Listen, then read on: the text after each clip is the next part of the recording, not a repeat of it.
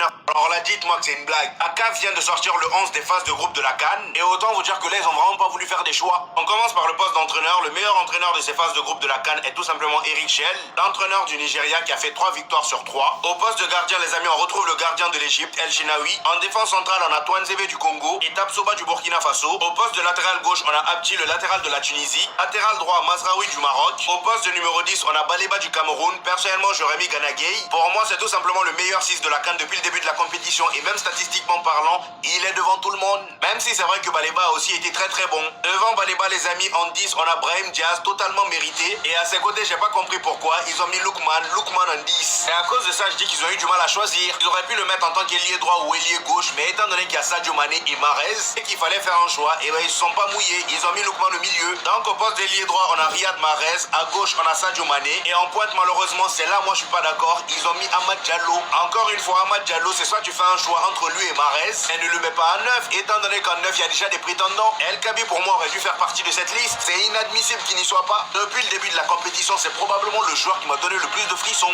Alors là, dites-moi que c'est une blague. Aka vient de... Les Sénégalais, franchement, je pense que ça pouvait pas mieux tomber pour vous.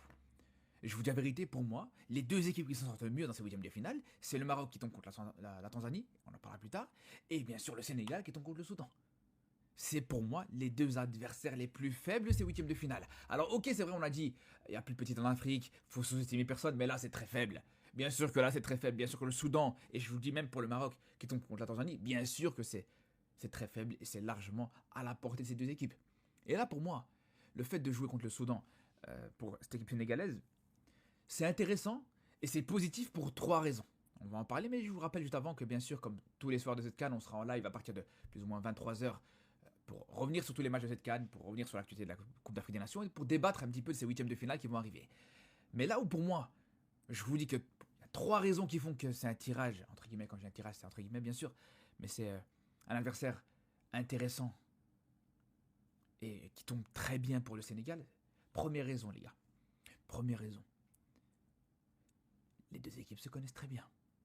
Le Sénégal et le Soudan se connaissent très bien. Ils s'affrontent très souvent ces derniers temps. Le Soudan s'est fait battre par le Sénégal il n'y a pas si longtemps que ça.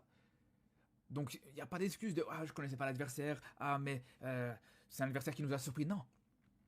Tu connais très bien cet adversaire. Tu connais très très bien cet adversaire. Et c'est un adversaire qui te réussit souvent. Qui t'a réussi sur le dernier match, mais qui peut être... En fait, le Cameroun, c'est plus du tout la même équipe qu'avant. Ils sont bizarres. Ils sont très très bizarres. Famille, je vais débriefer toute la CAN. N'hésitez pas à vous abonner pour ne pas manquer les autres vidéos. Merci à ceux qui le feront. Merci beaucoup.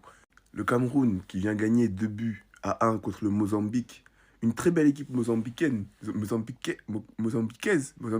Bref, très belle équipe du Mozambique. Mais maintenant, moi, j'ai un petit problème avec ce Cameroun. Parce qu'il est très mystique. Déjà, le coach, on ne sait pas qui c'est. Le gardien, il a changé, c'est plus Onana, celui qui venait jusqu'au coup franc devant la surface pour donner des consignes et puis repartir dans son but. Il n'y a plus Abou Chouchou, lui, non, il n'est plus là. Maintenant, ils ont que ramené des mecs qui jouent parce qu'ils ont faim, qui jouent pour la dalle, pour défendre le continent. Ah, les gars, vous savez que quand le Camerounais il joue avec la fierté, c'est difficile. C'est très dur de les battre. Regarde, à la base, ils prennent le 1-0. Katamo, encore toi. Mais à la fin, ils se sont dit, non, on est le continent, on va pas perdre aujourd'hui. Yaï. Oui, attention au Cameroun, vraiment.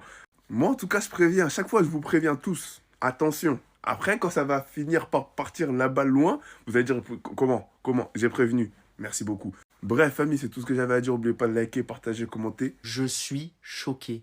Mais qu'est-ce qui s'est passé? 3e journée de la CAN, dernier match du groupe F, le verdict. C'est une dinguerie ce qui s'est passé les gars. Le Cameroun et la Côte d'Ivoire finissent ex-aequo avec 7 points. Par contre, je sais pas pourquoi la Côte d'Ivoire a fini devant le Cameroun. Ceux qui ont la réponse, dites-moi en commentaire. On va voir ce qui s'est passé. Côté Cameroun, c'était assez clair, sauf sur les 20 premières minutes, parce que le Mozambique a ouvert le score, mais juste après, le Cameroun a égalisé à la 28e minute et a fini par prendre l'avantage à la 55e. Du coup, à partir de la 55e, le Cameroun était officiellement premier de la poule. Sauf que la Côte d'Ivoire n'a pas dit son dernier mot. Gabon-Côte d'Ivoire, la Côte d'Ivoire se faisait mener 2-0. jusqu'à la 21e minute, jusqu'à ce que la Côte d'Ivoire se réveille à la fin de la première mi-temps, 2-1. Il aura fallu attendre la 91e minute pour que la Côte d'Ivoire aille chercher sa première place. La 91e minute. Jusqu'à la 91e minute, le Cameroun était premier de la poule. Et on a le tableau définitif des huitièmes de finale. Ce qui fait que le Cameroun va affronter l'Afrique du Sud et pourra potentiellement affronter le Maroc en quart de finale. Et la Côte d'Ivoire bascule de l'autre côté et va affronter le Burkina Faso. Les gars, c'est des affiches de fou. Bien sûr, gros zoom sur le Algérie-Congo. On se retrouve à partir du 3 janvier pour débrief tout ça. Ça va être hard. Vous n'avez toujours pas compris? Les champions d'Afrique. Cette équipe se nourrit de ça. Alban, est-ce que tu veux connaître qui sont les Ivoiriens? Non, parce que sur les premières minutes, on était déjà sur la performance la plus cauchemardesque de cette CAN. Il arrête un ballon, il le relâche, ce qui cause le premier but. Deuxième but, il en prend un très facilement. Tous les Ivoiriens étaient déjà en train de regretter Nicolas Pepe et Adingra. Et avec ou sans eux, la Côte d'Ivoire reste la Côte d'Ivoire. Crasso, qui reçoit un premier ballon avant de la fin de la première période, vient déjà réduire le score avant d'entamer la deuxième. C'est au tour de Guessant qui vient faire un gros travail et égalise. 90 plus 1, le match est tué par Touré. 3-2. Et en plus de ça, ils en marquent un quatrième à la fin qui est annulé. Le truc, les gars, c'est que vous avez toujours pas compris comment ça marche avec eux.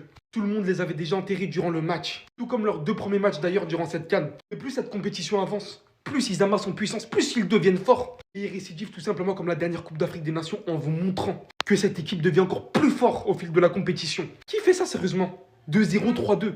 2-0, 3-2. Qui fait ça sérieusement? Que vous le voulez ou non, la Côte d'Ivoire est peut-être la meilleure équipe africaine actuellement. Pour moi, ils n'ont pas encore montré 100% de leur potentiel.